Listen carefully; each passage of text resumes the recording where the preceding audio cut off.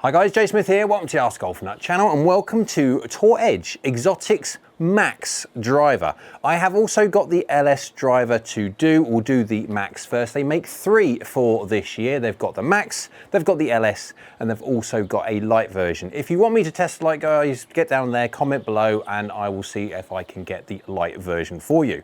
We will test the forgiveness in the Heatmap style to see how good this golf club is. We'll also test this at three different swing speeds, 80, 95 and 110 miles an hour to see how good this works at different golfer swing speeds. Tech-wise though, we do have a lot more carbon in this one than the previous E725. That allows them to move that weight into a larger weight at the back. And of course, this will move from draw to neutral and also fade if you would like it. We do have the 360 Ridgeback, which is a kind of titanium frame around the whole thing to try and keep this whole thing stable, because remember we are talking about a lot more carbon, and if we didn't it would probably explode. And in that tungsten weight at the back there we do have an 18 gram by the looks of it. Yeah, it says 18 gram there, which is a decent lump in the back.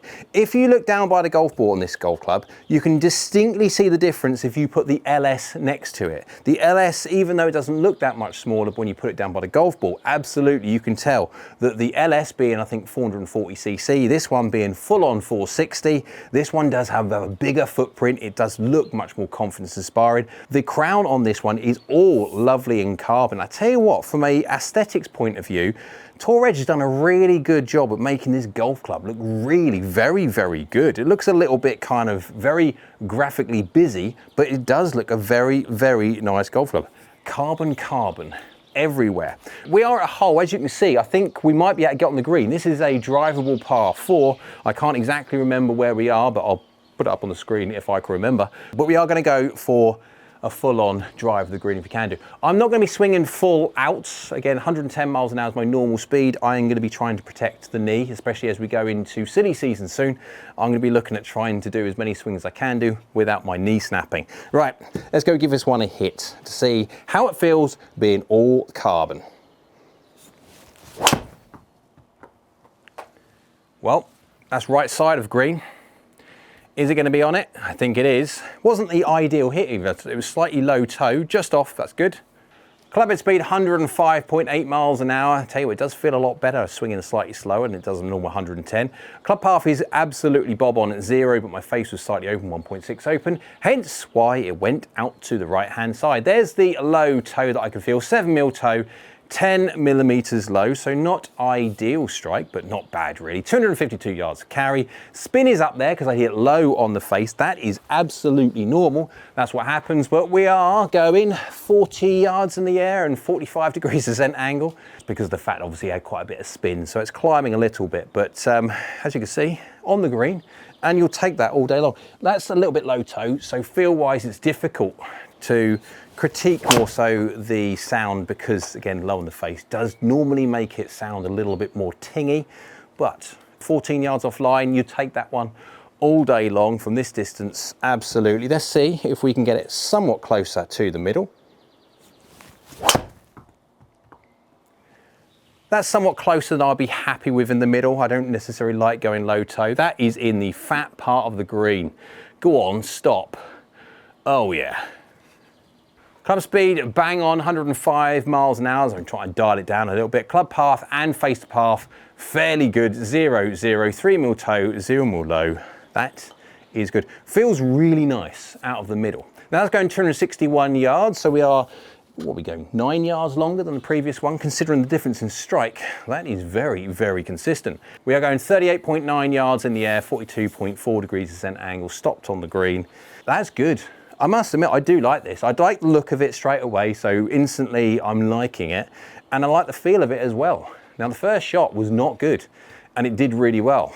That one was much better strike-wise, felt really nice, and it's still done within reason, very similar to the first. Very consistent already. 14 yards offline again, just the other way. And then again, we are hitting a 281 total distance on here and 270 or so on there. That's just good. Tour Edge. I didn't mind the E725. It was a decent driver, but this one, I really do like this one. It'd be interesting to put the E725 up against this one to see how much difference Tour Edge have actually made. Because at the moment, I'm a fan. That's not middle, and that's doing really well. That is on the green. You'll see where I hit that. Club speed 106, path is slightly across, 1.1 across, face is slightly open, 2.7 open, so a little bit fadey in other words. 11 millimeters heel, 9 millimeters low, so low heel, never ever good. However, we are looking at 242 yards of carry and 258 total, 39 yards in the air, 44.9 degrees ascent angle, but it stopped. Now that was hideous. That feeling was so bad, but it's done consideringly really well. I like this. Where's this tee gone? I really need to make some yellow tees or something to make it a lot easier for me to see. Tour Edge are going on about efficiency, ball speed from across the face. Well, ball speed is important, yes, but distance factor is the most important thing because it's got a curved face with different launches and different spins, etc. Although efficiency is important, it's distance factor the most important thing. Where you hit it all over the face, how much distance or how close is it to its middle distance when you don't hit the middle. One or two more of these. Let's see if we can get closer to the middle. That's fairly close-ish to the middle. Speed 104, I just saw that. Oh, come on. Oh, that's not fair, that's harsh. Club speed 104, dead on. Path is 0.4 across, face is 0.9 closed, so little baby kind of draw dynamics. Not bad whatsoever though. 0 mil toe, 2 mil low. So within 2 millimeters, absolutely middled. 251 yards of carry, 269 total, but it's just going fractionally too fast to the left-hand side to catch that slope and down into the bunker, but it's doing really well. It feels really nice. It hasn't got that classic carbon feel. It's not muted, it's not completely dull like a lot of carbon drivers have now become. This has got a little bit of ting to it. Now, whether it's because of the 360 titanium ridgeback design to try and keep obviously everything from exploding, I don't know. But it feels really good. It works really well. It looks really good. I have this in the red, where it is Ventus 5S. I've also got the, what's this one? The blue Ventus 6S. I had this one in the LS, but for continuity purposes, when it comes to testing the LS, I will be doing it with this shaft to keep everything exactly the same, even though it doesn't really matter. Right, last one, and then we're going to do all over the face. Let's go test what happens when you don't hit the middle. I'm talking extreme. And then also the 3 different swing speeds to see how well it does. Last one, see if I can get it on the green. Well, that's hideous. That's really low on the face. Go on, missed that. Oh, just on the green. You'll take that. Missed the bunker. That's actually quite good. Very low on the face. Club speed 105, dead on. Club path slightly across, face slightly open, little baby fade dynamics, which we see. 0 mil heel, which is good. 10 millimeters low, which is not quite so good, but carry 243, again, not far off the normal average carry for this speed, so that is not bad at all. We're going slightly lower this time. We're going 32 yards in the air because of the slightly lower strike. Again, we have that curved face, but 41 degrees descent angle. It's on the green, as you saw, about 4 yards away, and you take it all day long. I'm impressed. I like it. I like the looks. I like the feel. At the moment, it's looking like it's quite forgiving as well. Let's go test it 3 different swing speeds, 80, 95, 110 miles an hour. Let's go see how well it works at different golfer swing speeds. And let's go test the heat map side of things. Let's whack it all over the face, probably even worse that we've seen just there, to see how well this does when you don't quite hit the middle. All the shots now hit with the Tour Edge Exotics Max driver. I've got the information at 3 different swing speeds and also the heat map data to show you. We'll have a look at the heat map data first and then do the 3 different swing speeds a little bit after that. So if you have a look at the screen, you've got the heat map representation of how good this driver is at keeping ball speed up across the face. And I would say if this was just a measure of how well a driver does Well, I would say this is one of the best drivers on the planet, because Tour Edge know how to make a face which retains ball speed incredibly well. That green blob is huge. If you haven't seen these before, these are heat map representations. So if you go all the way to -30 on the left hand side, that is the toe we're looking at, so it's face on. +30 on the right hand side, that is the heel. You've also got high and also low. You can go all the way to, let's say, 25 millimeters on the toe, and you're only losing 2% of your ball speed. That is incredibly good. And it's an amazing driver at trying to keep ball speed up across the face. Now, if ball speed was the only measure of how good a driver is at being a driver, then this would do incredibly well. However, distance factor is the most important heat map to see, because this has a curved face. And when you're dealing with curved faces, you've got different launches and different spins, and that does massively affect distance. So if you go to the distance factor map, you can see the green blob is decidedly smaller than the efficiency, and we are going into yellows, oranges and red. And so effectively this is a measure of how well a driver does at trying to keep the same distance up from the middle across the face. And we have now, with the Gen 2 maps, you can see the blue area. That blue area is plus distance. So you hit it out the middle, it goes whatever it goes, 0 distance, and 0 distance gain, 0 distance loss. And now we can see with the Gen 2 maps that the increase of distance that you get from certain parts of the face. Now this is also because of the fact that every driver has a certain spin profile, and with roll and bulge drivers, if you hit slightly high in the face, you are going to get a little bit more launch, and because of the curved face. And you're also going to get a reduction in spin. And commonly, with the exception of low spin drivers, which are already low spin anyway, that the higher spin drivers can actually get a little bit more efficient from a distance point of view when you hit them slightly high and also slightly toe, because that has the effect of taking some spin off as well. And you can see that we've got a slight increase, around about 2% of your distance when you hit slightly high toe on the face. But when you go into the heels, when you go into incredibly low and also incredibly toe, you can see where you can start losing the distance off. And this course, when you're going into, say, 25 millimeters off the heel on this golf club, and you're losing around about, what's that, 8% of your distance, which, considering that's an inch off the heel, that is not bad at all. Now, it's nowhere near as good as the efficiency heat map, where the efficiency heat map was green everywhere. But this one does actually pretty darn decently of hitting it in some weird and wonderful spots, and you still doing a decent job of trying to get the distance that you would expect out of the middle.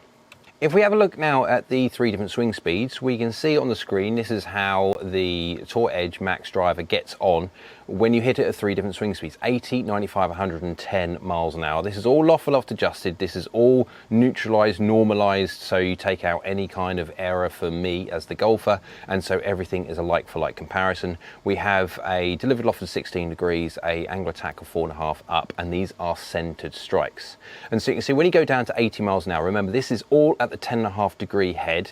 In the Max, they do offer the 12 as well. So if you're 80 miles an hour swinging this, you'd be looking at about 117 miles an hour ball speed, give or take, launching around about 11.6 degrees, and we're looking at a carry of 166 yards. Spin rate is only 1739, which is a little bit low. Remember, they do make the 12 degree head, and this is 10.5 head in the 10.5. You can move it up and down as well if you wish to. So as a slow swing speed, absolutely, I'd be looking to try and go to the 12 degree head and then have a little bit of an adjustment up and down if you wish. If you go for the 10.5 degree head and you swing this way, you're going to run out of adjustment fairly quickly. And so to future-proof it, I'd probably go get the 12 degree head, and then you can have a little bit of range up and down. If you go to the 95 miles an hour though, you look at now ball speed goes up to 138. Launch doesn't change whatsoever just by adding speed. Launch doesn't change, it's basically ball speed and spin rate that do. With spins now up nearly at 2065, which is a more healthy number. It is on the lower number that I'd be happy with, because again, if you start hitting high in the face, these are centered shots. So if you hit high in the face, you are going to get a little bit better launch. Yes, you are, but then you're also looking at reducing your spin as well. And when your spin rate's at 2000 RPM already, it's already getting to a point of where it doesn't take much to take that off to 1800, 1700 and then 1600 or so. And at 95 mile an hour swing speed, you haven't got the or the speed to bully the golf ball through the air. When you're talking about long drive guys that swing at 150 or so miles an hour with ball speeds up in the well over 200s, then yes, they love the whole idea of the backspin rate being at 1500 because they have got the speed to bully the golf ball through the air. As soon as you start taking speed away, it gets incredibly important to make sure you maximize your ball dynamics as well, and also the wiggle room, the error amount, because we are not perfect robots, and so we do miss hit, and of course you need that wiggle room when you don't hit the middle. If you go to 110 miles an hour data though, ball speed's up at 160 miles an hour, which again you'd expect as soon as you start adding some speed. Launch doesn't change, no different, it's just the speed and the spin, and the spin's up there now at nearly 2.4. If you're a high swing speed player and you don't mind having a little bit more of a buffer, higher buffer of spin rate, it means you're carrying at 2.71, so you are losing a little bit of distance with the max.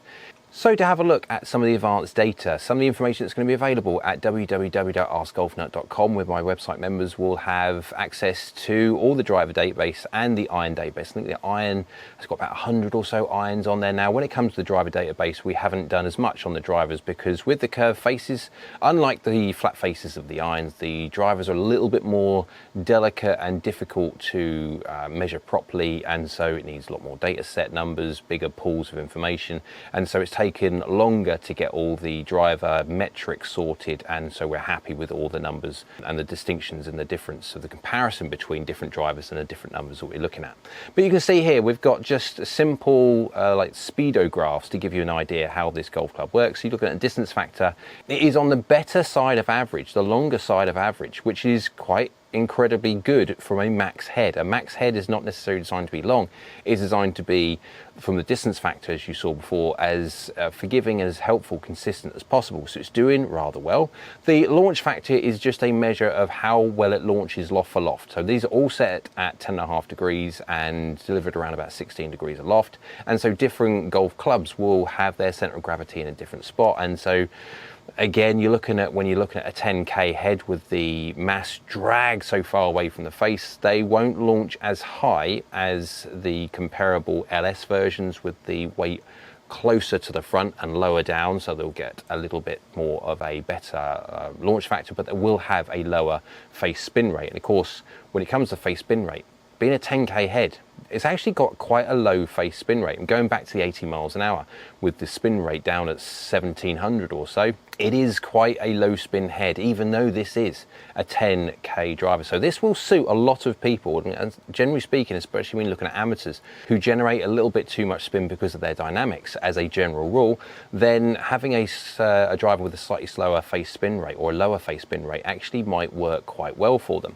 Vertical spin is just a measure of how sensitive the driver is at changing its spin rate, either plus or minus, when you start moving vertically on the head. So every millimeter you move, it's going 2.6% up or down, and it's on the medium to high. So generally when you're looking at a driver, you want to try and keep it as consistent as possible. You don't want it's a wild difference in spin rate. It is on this slightly higher side of the medium. Now of course these are all comparisons to all the other drivers that we've got in the database, and as the driver database populates and gets bigger and bigger, and we are getting to silly season soon for 2025 into 2026, of course there'll be a lot more drivers in there, and of course these will move around depending on other drivers that come out and if they kind of push the margins a little bit. But side spin is a measure of how stable the driver is left to right. When you don't hit the middle, you hit it toe and heel, how much side spin are you going to incur? So effectively, as you move on the toe every millimeter, as you move on the heel every millimeter, how much side spin does it gain? And it gains effectively 0.7 degree of tilt axis of the ball tilting and curving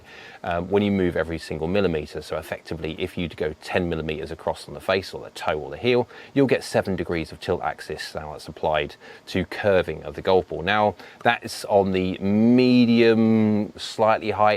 It's fairly good when it comes to having a fairly stable flight. The head bias is just a measure of how biased the face is. If you hit it out the middle, what happens? And within reason, as you can see, minus 0.5 of a degree, Basically, when you hit the middle, it goes dead straight. This is not a draw bias head. This is not a fade bias head. That's the whole idea of that graphic there that you can see. Some low spin heads are fade biased, and of course that will show up in the graphic. And of course, we all know of the heavily draw biased heads, which try and take your fade away. Nothing will take a slice away. And so if you're trying to keep the ball off the right hand side of the golf course, you have the draw bias heads. And we're measuring that now in the graphic. So to conclude on the Tour Edge Exotics Max 2025 going into 2026 driver, let's go by looks, feel, performance and forgiveness. Looks, first of all, I like it. I do like, it's a very busy head from a graphics point of view, yes, with the slightly different colors. It's all sort of black and carbon and gray writing. It does look really nice. I quite like the look of it. I can't help but look at all that, look at the face, look at the sole, look at the crown.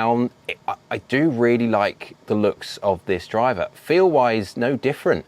This is not the typical normal completely dead dull sound that you're going to get from a carbon driver. Commonly, as time has gone on, we've come away from titanium, of the construction of the head. You've still got them like the framework part, mainly titanium, but when it comes to the crown, when it comes to the sole, and obviously TaylorMade have got the face, but this is a titanium face. It's just that the rest of it is all carbon, and commonly they do get a little bit quiet. This has got a rather nice sound to it. It is a blend between the full-on carbon sound that we know and love nowadays, and we have that slightly higher pitched sound of the titanium frame and titanium face. It's a really nice sounding driver. Performance wise, it does really well. This is a 10k driver, so it's forgiving from a point of view of face speed. Definitely, you saw by the graphic how good this driver is at keeping ball speed up across the face, but then you also saw what's the most important one is the distance factor map, and how good this driver is at trying to keep up distance across the face. And to be fair, it's doing very, very well. We've tested some drivers in the past with a green blob quite a bit smaller than this one, so it's doing really very, very well. This, obviously being Tour Edge, is not going to cost you best part of £600 for the driver. I think these retail around about $400 or so. Again, if I can find it, I'll put it up on the screen there if I can find it. How that translates into UK money, I'm not sure, but of course Tour Edge is generally speaking more of an American brand, but they do offer the options in the UK as well. So hope you liked the video. If you did, go and give it a big old thumbs up. Hit that like button. YouTube like, so do I. Down there is a subscribe button. It's free. It's great for the channel if you could subscribe, so thank you. And next that one is a bell icon. That's a notification bell. If you click that one, that'll let you know next time I upload another video. Hope you're well. We'll see you again soon.